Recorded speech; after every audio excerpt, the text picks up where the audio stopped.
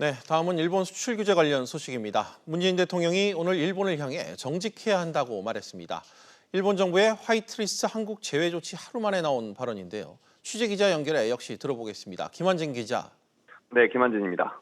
문재인 대통령이 일본에 대한 발언 수위를 또 높였다고요?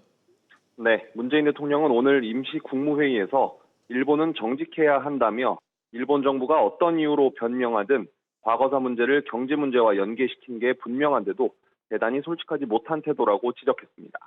그러면서 일본 정부는 경제 보복의 이유를 정직하게 밝히지 않은 채 수시로 말을 바꾸며 이를 합리화하고 있다고 지적했습니다. 문 대통령은 또 과거 불행한 역사의 가해자가 일본이라는 것은 움직일 수 없는 역사적 사실이라며 인정도 반성도 하지 않는 일본 정부의 태도가 상처를 주고 있다고 꼬집었습니다. 문 대통령은 특히 한 번 반성을 말했으니 반성은 끝났다거나 한 번 합의했으니 과거는 모두 지나갔다는 식으로 끝낼 수 있는 일이 아니라고 강조했습니다. 김 기자, 이에 대한 일본 정부의 반응이 좀 나왔습니까?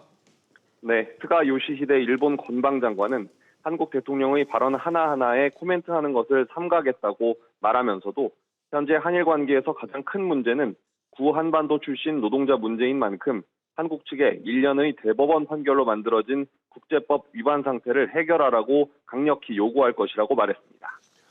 네, 또 이런 가운데 한일 양국 정부 관계자들이 오늘 만났다고요? 네, 먼저 양국 외교국장급 협의가 열렸는데요.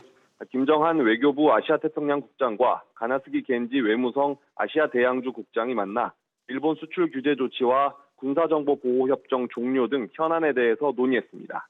양측은 서로 입장만 재확인한 것으로 알려졌습니다. 인천 송도에서는 한중일 문화관광 장관회의를 계기로 양국 문화장관이 만났는데요.